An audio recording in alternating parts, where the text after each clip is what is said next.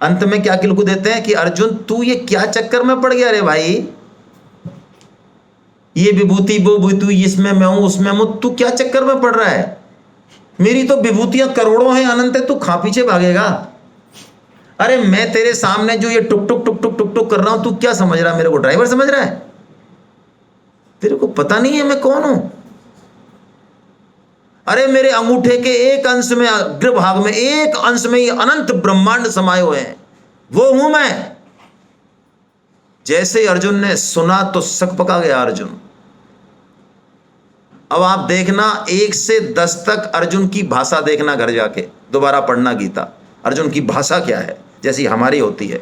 हाँ भाई ड्राइवर साहब, हेलो ड्राइवर साहब। और अब अर्जुन की भाषा क्या है, ये 11 से 18 में देख लेना आप। अब अर्जुन प्रश्न भी करेगा, बोलेगा भी, तो क्या बोलेगा उसकी भाषा पकड़ना आप। हम भी वही अर्जुन है 1 से 10 वाले ड्राइवर साहब, क्योंकि सब कुछ मिल रहा है ना बिना मांगे। लेकिन अर्जुन को पता चल गया कि ये, इनको मैंने सखा माना, ड्राइवर माना। तो अर्जुन प्रश्न करता है 10वें में कि मुझे सारी विभूतियां बताइए। देखिए आप प्रश्न देखिए अर्जुन का 10.19 में, प्रभु जितनी भी विभूतियां वो सारी बताइए आप। तो भगवान कहते हैं नो,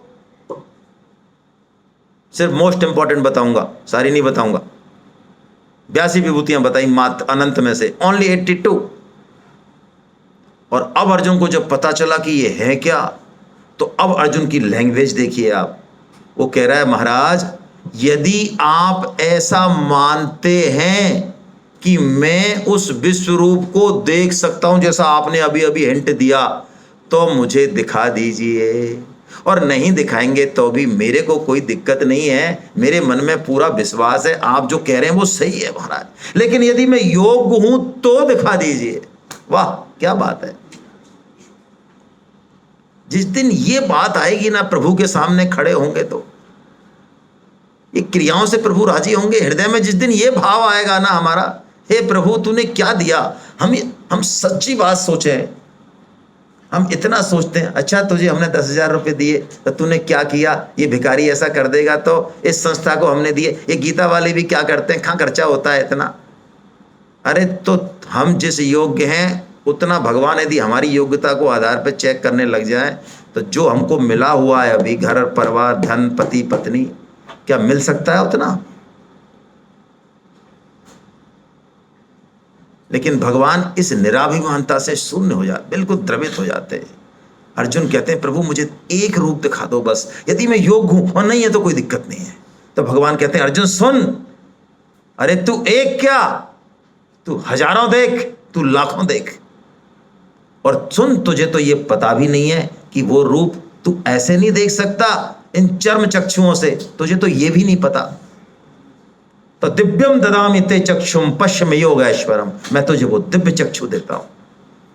अब आप इस प्रकरण को यदि लाइफ में उतार लें हम लोग, हम वहां खड़े हो जाते हैं मंदिर में और भगवान को लिस्ट संभलाते हैं कि देख ये 1 से 20 तक की लिस्ट बना के लाया हूं प्रभु, देख तू ये कर दे फिर तेरी माला पकड़ लेंगे। और तूने जब यही नहीं किया तो फिर अब बता क्या लेना देना, हमारे पास कहां टाइम है। भगवान से मांगना महामूर्खता है, क्योंकि हमारी हथेली बहुत छोटी है। वो क्या देना चाहते हैं, वो कितने विराट हैं।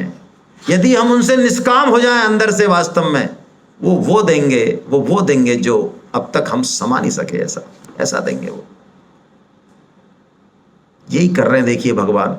अर्जुन ने जब भगवान पे छोड़ दिया कि प्रभु अब तुम दिखाना चाहो तो दिखाओ और नहीं दिखाना चाहो, तो भगवान कहते हैं मैं दिखाऊंगा भी और वो देखने की योग्यता भी तेरे को दूंगा। हम गीता बुद्धि से समझना चाहते हैं, हम भगवान का काम करें, गीता प्रचार करें। असली बात यह है, यदि आप गीता प्रचार में नहीं लगते हैं, कारण कुछ भी हो, चाहे आपको लगता है ये मेरा अपमान कर सकता है, मैं अभी आज तक किसी को कॉल नहीं किया, मैं आगे से कॉल कैसे करूं, इसने मुझे कहा परसों बात करना, फिर मैं परसों बात कैसे करूं, मैं क्या इसका नौकर लग रहा हूं। यदि आप में ये मान अपमान सहने की क्षमता नहीं है, आपने गीता में तिल भर भी नहीं पढ़ा कुछ भी। कुछ नहीं पढ़ा, चाहे आपको सारे श्लोक कंठस्थ हैं।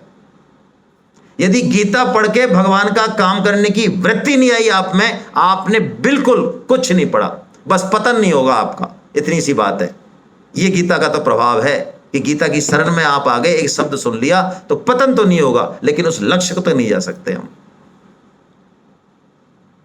मर्म समझ में नहीं आएगा गीता का। हाँ, पशु पक्षी गधा घोड़ा कुत्ता सुअर ये नहीं बनेंगे, ये तो गारंटी है गीता की। जो एक बार भी गीता सुन लेगा, ढंग से श्रवण कर लेगा, आधे अधूरे मन से भी कर लेगा, उसका पतन नहीं होगा, ये गीता का वचन है। तो भगवान अब अपना वो विश्व रूप दिखा रहे हैं। ये विश्व रूप है क्या? देखिए, भगवान की कृपा का यदि अनुभव हो जाए हमको, किसी भी वजह से हो जाए, तो आप मान लें कि फिर हमें भगवान का विश्व रूप दिखने लग जाता है।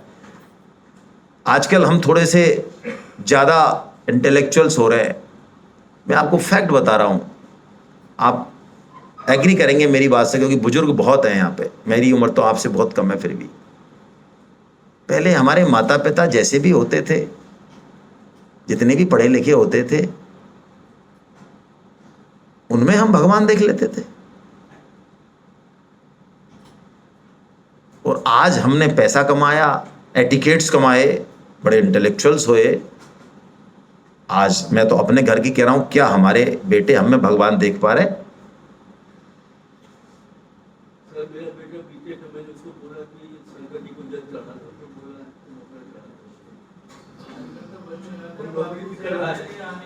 तो इसमें क्या लग रहा है आपको? ये बच्चे यदि नहीं मान रहे हैं तो इसको क्या लग रहा है आपको? ये पूरी तरह से बच्चों की गलती है। देखो, फिर भी हमने यहाँ चतुरता फिर कर दी है ना। बच्चा का मामला हो तो भी हम बच्चों के साथ नहीं है, चतुर हैं हम। बच्चों की सारी बुराइयों का ठीकरा भी हमने उसके सिर पे फोड़ दिया। हमसे कोई कनेक्शन है क्या उनका बच्चों का? कि नहीं है भाई, कोई कनेक्शन है उनको इस संसार में लाने में? हम कुछ हैं, हेतु है या नहीं है? एक सेकंड प्लीज, अपन बाद में बात करेंगे, पर्सनल टॉक नहीं करें, है ना। पर्सनल टॉक नहीं करें। आपकी तरह सारे टॉक करेंगे तो फिर आप भी नहीं कर पाएंगे, है ना। आप इसलिए बोल पा रहे हैं कि ये सब फॉलो कर रहे हैं रूल का। यदि ये भी रूल तोड़ेंगे तो फिर आप बोल ही नहीं पाएंगे, है ना। बेहतर ये कि आप भी नहीं बोले, है ना। अपन लोग खूब आधा घंटे बाहर, पौन घंटे मिलते हैं, आप मेरे बगल में बैठे और बिल्कुल बोले, कोई समस्या नहीं है ना। ऐसे डिस्टर्ब नहीं करें किसी को।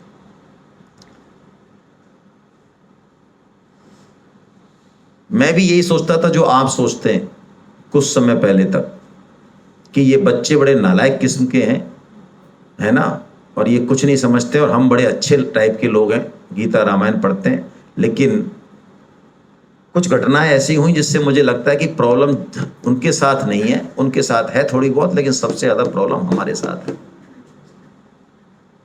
है ना। सबसे ज़्यादा प्रॉब्लम हम में है। यदि वो बिगड़ रहा है तो कहीं ना कहीं दोषी हमें, चाहे माने चाहे नहीं माने। क्यों? हम उनको उस मोड में, उस फॉर्मेट में, उस तरह से वो चीज़ें दे नहीं पा रहे हैं, वरना वो उसको रिजेक्ट करने वाले नहीं है। हम बदलने को तैयार नहीं है तो वो भी बदलने को तैयार नहीं है। वक्त तो बदल रहा है, तो जिस तरह की चीज़ें चाहिए उस तरह से हम दें। हमने IIT बॉम्बे में एक सेमिनार की, उससे मेरी आंखें खुल गई। हमें लग रहा था कि हमारा इस गीता को ये IIT के बच्चे बॉम्बे के सुनेंगे। हमने 50 बच्चों पे वो डिजाइन किया, लेकिन हमारी आंखें खुल गई। वो IIT बॉम्बे में हमारी सेमिनार जो 2 घंटे की थी, वो 6 घंटे, 6.5 घंटे चली, और उसमें 300 का क्राउड था। और उसमें से आप अदरवाइज मत लेना भाई, मेरे से कहे बिना भी नहीं रह जाता।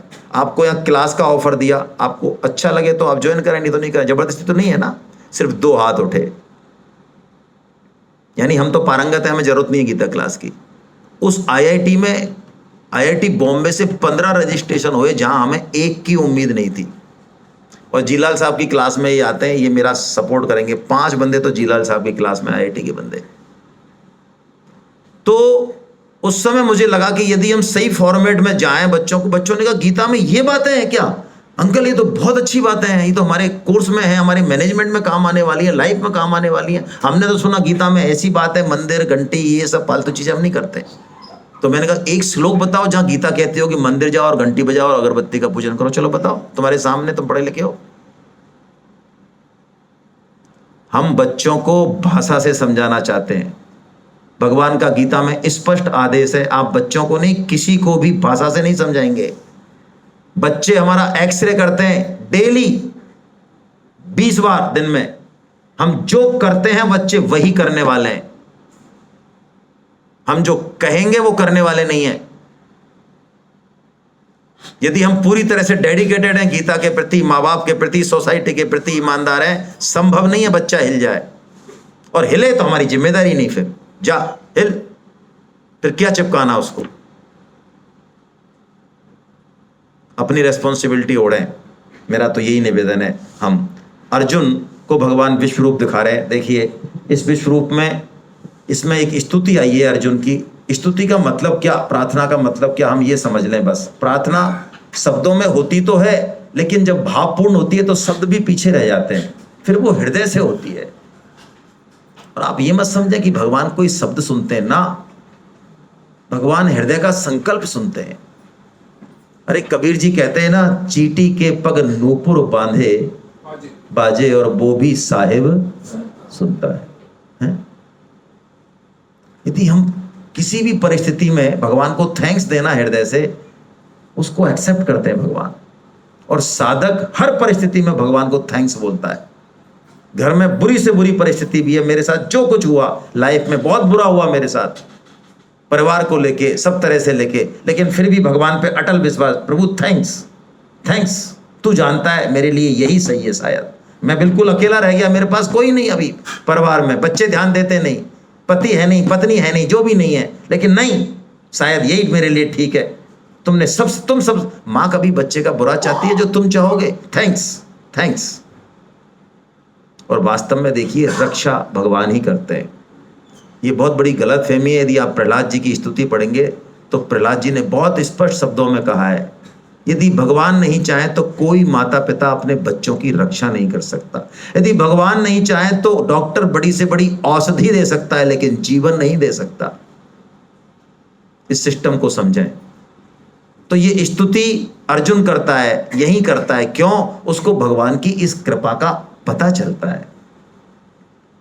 और वो कहता है, प्रभु आपको बारंबार प्रणाम, आपको आगे से प्रणाम, आपको पीछे से प्रणाम, आपको साष्टांग प्रणाम। और हे प्रभु, मैंने अब तक जाने में अनजाने में जो कुछ आपके प्रति कह दिया, वो सब मैं आपसे क्षमा करवाता हूं। जिस दिन ये भाव आ गया, आप मान लें अब हमें किसी भी योग की फिर जरूरत ही नहीं है। जिस दिन और आप, हमें लगता है ऐसा है, हाँ ये भाव तो आ जाएगा, लेकिन अभी थोड़ी हमारे ऊपर भगवान की कृपा नहीं है साहब, ये हमारे पड़ोसी पे ज़्यादा है, हमारे साथ तो भगवान ने बहुत अन्याय किया है ना। अभी जिस पोजीशन में हमें, भगवान की विशेष कृपा है हमारे ऊपर। ऐसा कभी कोई क्षण या परिस्थिति हो नहीं सकती जब भगवान की कृपा घटे नहीं या कम हो। हाँ, असली बात यह है कि हम उस कृपा को अनुभव कब कर पाते हैं। तो अर्जुन भगवान की ये बहुत बढ़िया स्तुति है। एक श्लोक में पढ़ूंगा। आज भी गीता भवन नंबर 3 में 70 साल से सुबह 5 बजे ये स्तुति होती है डेली। 5 का मतलब वह 5 है, हमारी तरह नहीं है। यदि आप 1 सेकंड, मैं सेकंड बोल रहा हूं, मिनट नहीं बोल रहा हूं, यदि आप वहां 1 सेकंड लेट हो गए तो आप उस स्तुति में शामिल नहीं हो सकते, गेट बंद हो जाएंगे। ये 70 साल से नियम है।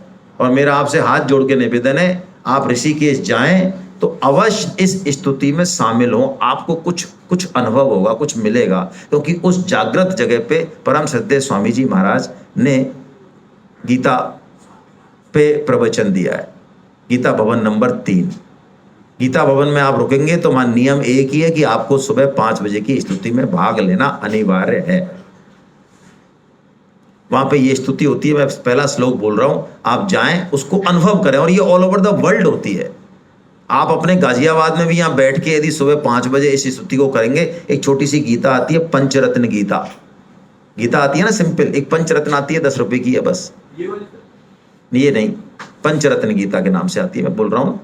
उसमें लास्ट में वो स्तुति दी हुई है, मतलब क्रम से दी हुई है, क्योंकि एक श्लोक तो लिया 2.7 फिर एक श्लोक लिया 8वें अध्याय का और फिर बाकी 11वें से लिए, तो वो आपको एक साथ मिल जाएंगे वहां पे, बस इतनी सी बात है। नित्य स्तुति के नाम से भी आती है। आइए बस एक श्लोक बोल रहे हम अर्जुन भाव से। पश्यामि देवांस्तव देव देहे सर्वांस्तथा भूत विशेष संगा ब्रह्मानमीशं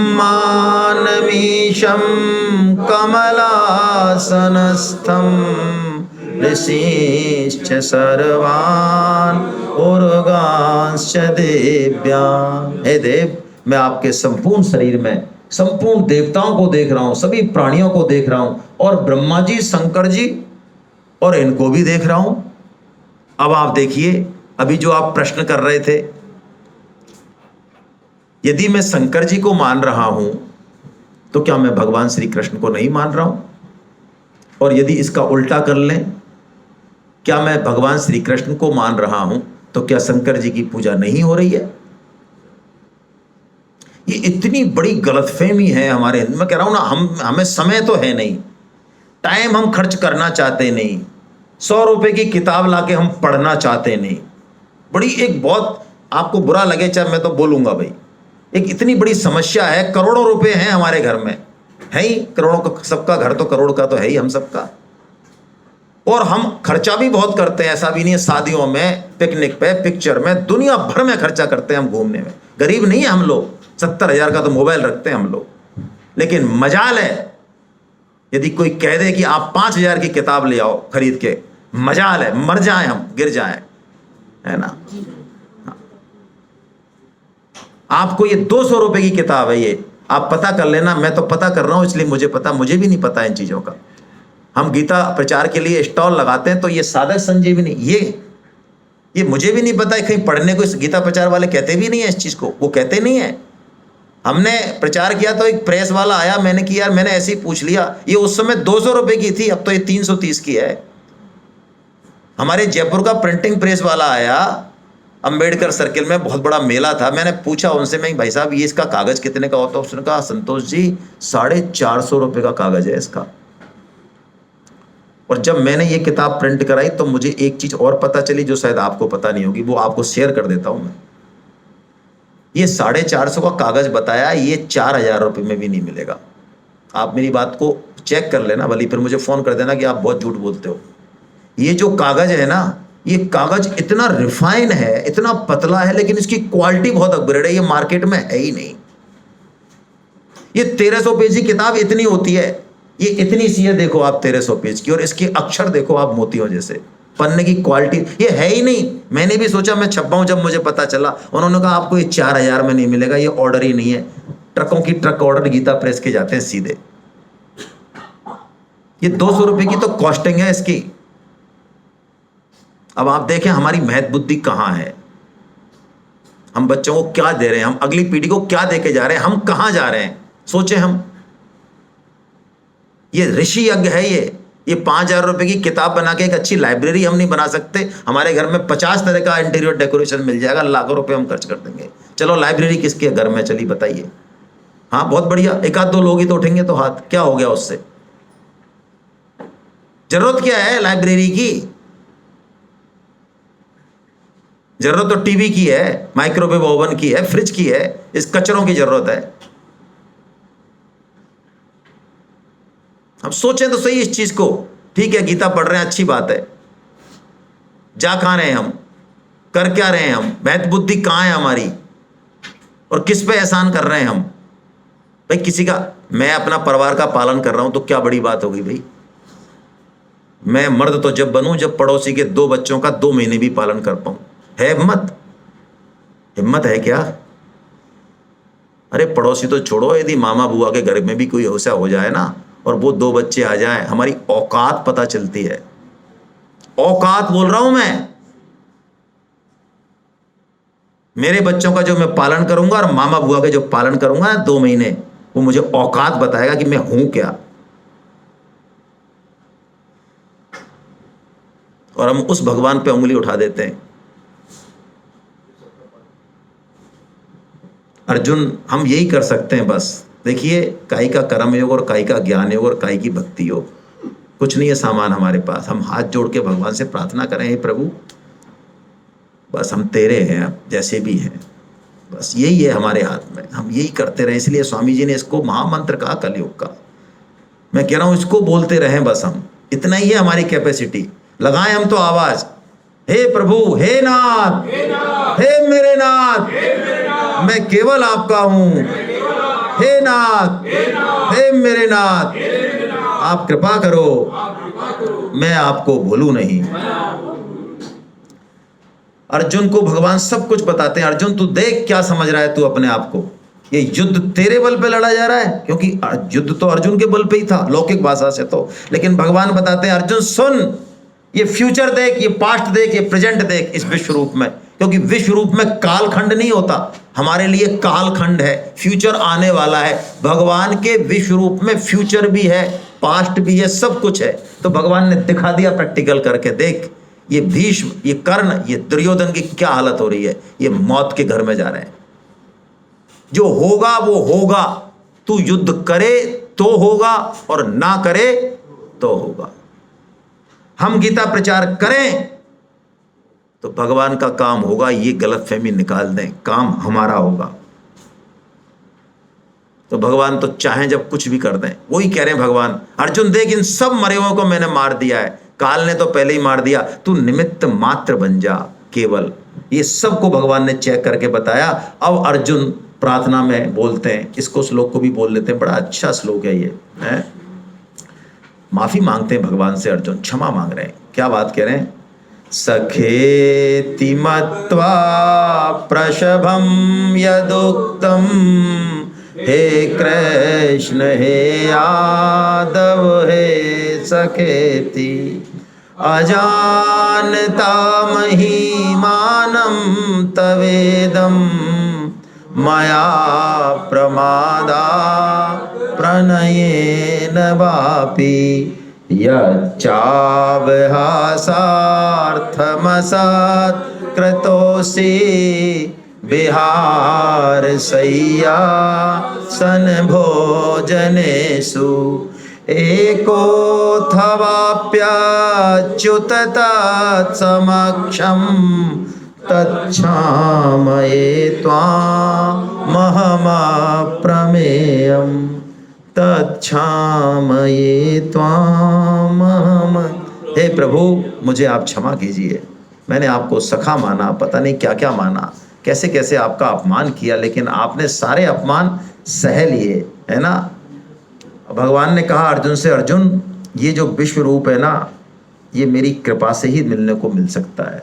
कोई सोचे कि मैं वेद पढ़ के विश्व रूप देख लूंगा, मैं कोई यज्ञ से, अनुष्ठान से, शास्त्रों के अध्ययन से, दान से, तप से, किसी भी क्रिया से भगवत प्राप्ति नहीं हो सकती। भगवान ने बड़ा स्पष्ट कह दिया।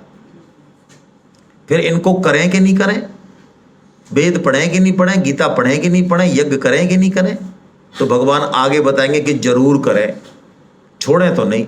तो आप मिलते तो हो नहीं, फिर क्यों करें, प्रश्न आ सकता है। तो भगवान कहेंगे कि ये अंतःकरण को पवित्र करते हैं, इसलिए यज्ञ, तप, दान, गीता, स्वाध्याय जरूर करना चाहिए, डेली करना चाहिए, क्योंकि अंतःकरण शुद्ध होगा तो भगवान की बातें समझ में आएंगी। वो भगवत तत्व जब हृदय में प्रकट होगा तो उसका अनुभव हो जाएगा हमें।